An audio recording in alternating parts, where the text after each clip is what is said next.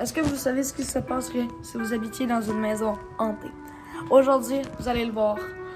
On se retrouve dans un nouveau scène paranormal.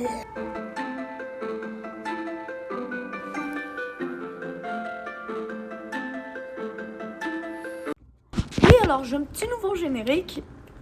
On va alterner entre les deux, genre une fois le piano, une fois le tu vois. Avant le nouveau générique, tu vois, c'était un peu tranquille, mais maintenant, tu vois, c'est un peu plus mouvementé. À la fin, ça va être parce que je trouve une musique bien, tu vois. Bref, aujourd'hui, on se trouve pour le thread de Cash-Up. Ouais, de Cash-Up. Cash-Up. Qui s'est passé dans son enfance et qu'il disait que ça s'est passé dans sa maison d'enfance. Donc, on va commencer à lire. C'est parti. Bon, pour ceux qui veulent savoir, pour ceux qui veulent une histoire chelou, une histoire que j'arrive toujours pas à expliquer, je vais parler de ma maison d'enfance ci-dessous. Elle hante toujours mes nuits à vrai dire. En gros, quand j'étais petit, on a emménagé dans une maison normale à 2 étages. Il y a les maisons normales et les maisons pas normales. À un moment, t'as les maisons, c'est une maison, c'est pas une maison normale ou pas normale, ok Michel? Voilà. Normal, 2 étages, un garage, un sous-sol, un grenier. Ça paraissait normal ça pour un seul truc. Le seul moyen d'aller au grenier, c'était une trappe dans le plafond des toilettes qu'on avait bétonné à l'arrache. Donc tu vois, ils l'ont bétonné en mode... Tu vois, il a fait ça à moitié, genre on met du béton là, alors on met du béton. Faites pas de screen s'il vous plaît. Okay. Truc super rassurant, c'est impossible d'y accéder, mais limite toutes les nuits, on entendait des bruits d'objets qui se faisaient bouger, lancer, casser, tout ça dans le grenier. On se disait que c'était le bois qui craquait, mais on n'était pas rassurés. Là, j'avoue, je suis avec vous, les gars. Vous m'appelez, vraiment. Alors, le trépied, tu fais pas de la merde.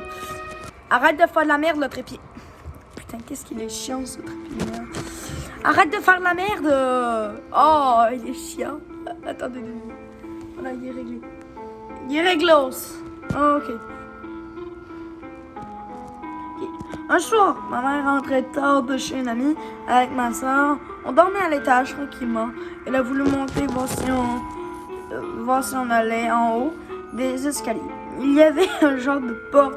Il y avait une genre de porte en verre difficile à fermer avec un ferron. Donc ça, c'est une porte coulissante. Oui, c'est une porte. Donc elle monte, elle entend un bruit et elle lève la tête pour voir la porte en train de se fermer toute seule. Elle se rapproche pour essayer de l'ouvrir, mais ça marche pas. Et à travers le verre, elle entend le bruit d'un verre du verrou qui s'enclenche tout seul.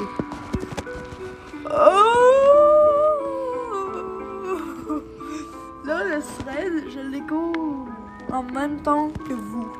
Ok? Là, je l'ai découvert. Je le découvre en même temps que vous. Donc, vous pouvez vous imaginer la flippance que je vis. Voilà. Elle a été obligée d'escalader l'arbre pour monter à l'étage depuis le balcon. Allez, c'est terminé. Hein? En arrivant, il n'y avait personne. On dormait toujours tranquillement. Rien n'avait été volé. Mais le verrou de la porte était fermé tout seul. Elle n'a pas dormi de la nuit. Je t'avoue que là, écoute... Ok. Elle n'a pas voulu nous en parler tout de suite. Et je la comprends. Sauf que les événements étranges ont continué. Au début, c'était des petits trucs. Genre les mains, genre les lumières déclenchées, débranchées qui s'allumaient. Il y avait aussi le fait que nos chats se faisaient pousser des fenêtres quand il y était. Quoi? Non, mais les chats se font pousser de ta fenêtre. Et vous allez dire, oui, mais c'est quand André, on voit pas ton fond. Ferme ta gueule, wesh. C'est pour qu'on voit quand... Parce que sinon, si je mets le trépied normal, en mode thread paranormal, tu vois, c'est à peu près là. Tu vois, si je lis, je suis là. Est-ce que c'est nul? Donc, je le descends tout en bas parce que... Alors, je le descends à moitié. Ok. Puis une nuit, je devais avoir 8 ans quand je dormais tranquillement. Et d'un seul coup, j'ai ouvert les yeux. Je me suis senti tiré hors de mon lit. J'ai été jeté par terre, sauf qu'il n'y avait personne. J'étais tout seul. Je me suis mis à hurler jusqu'à ma mère est montée me chercher. Wouah! Wow, vous allez voir mon analyse à la fin. Vous allez voir, c'est horrible. Ben, c'est horrible. Je sais pas ce qui va se passer, mais voilà. Elle m'a emmené dormir avec elle en bas, sauf que c'était mort. J'étais tétanisée. Ma nuit de merde était loin d'être finie. La porte de la chambre était grande ouverte et droit devant moi. Je voyais la porte qui menait au sous-sol. Elle était fermée au début. Oh putain. J'ai commencé à voir la poignée en train de s'agiter avant de s'ouvrir lentement. Puis la porte a commencé à s'ouvrir petit à petit, sans aucun bruit. Au bout que ce que j'avais senti, qui était une heure, était entièrement ouverte. Elle derrière le noir complet. Et derrière, c'était le noir complet. Le seul truc que je voyais, à part le noir, c'était un genre de brume légère qui sortait des bords. Genre comme si c'était extrêmement froid. Et petit à petit, elle a commencé à s'élargir et prendre plus de place. Elle rentrait doucement dans la chambre. J'étais mort de peur. Puis la brume a commencé à passer sur ma mère.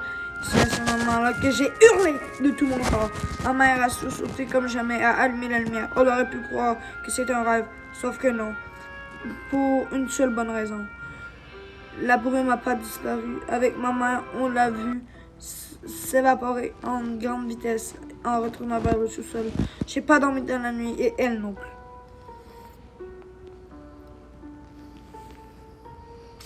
Ça, c'est la boule le plus flippante d'Israël! Ah oui, Michel!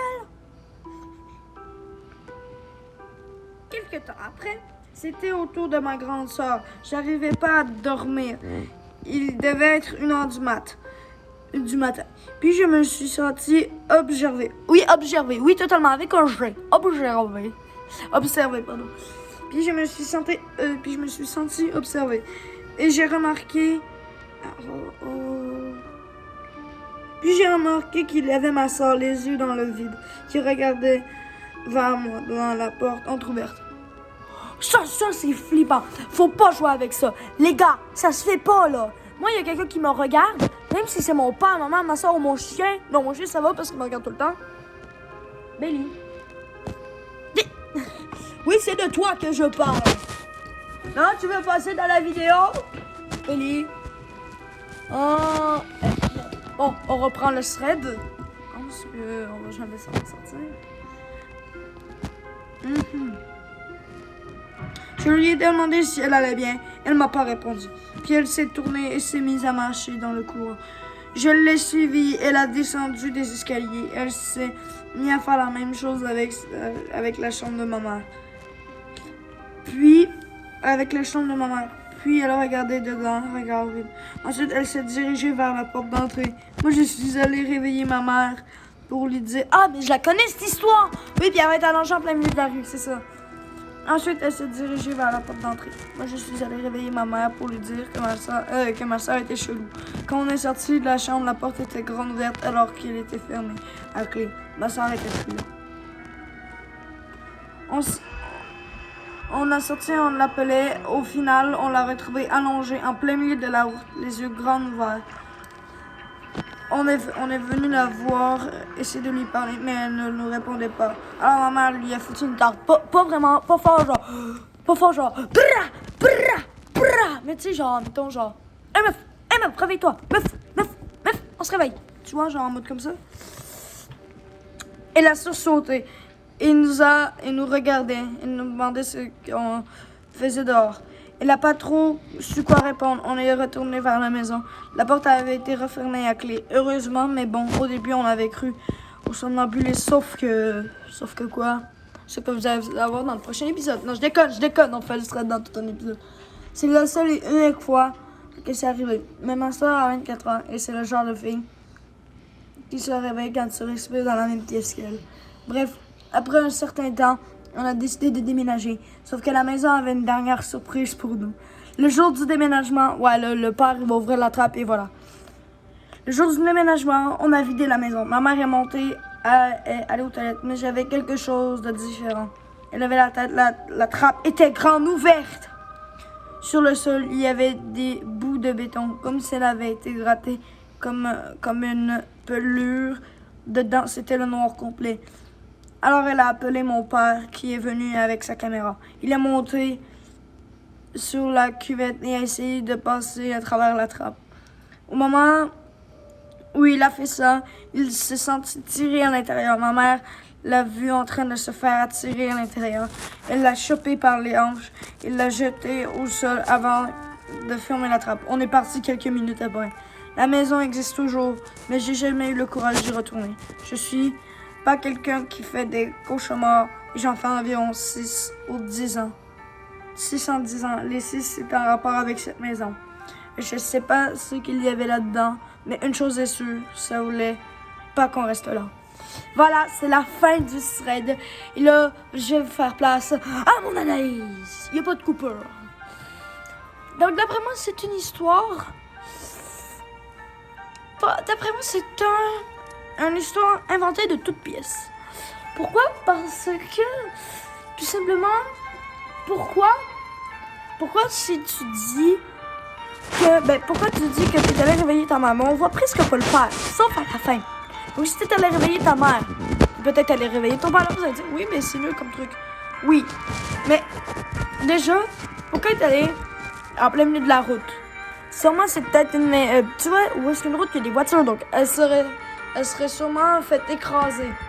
Puis, déjà,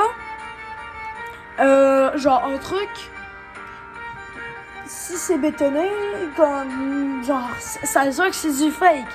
Voilà, parce que, voilà, j'ai pas d'autres excuses. Bref, on se retrouve pour l'autre tour. Ok, voilà les amis, je peux vous laisser cette vidéo. J'adore faire cette vidéo avec vous.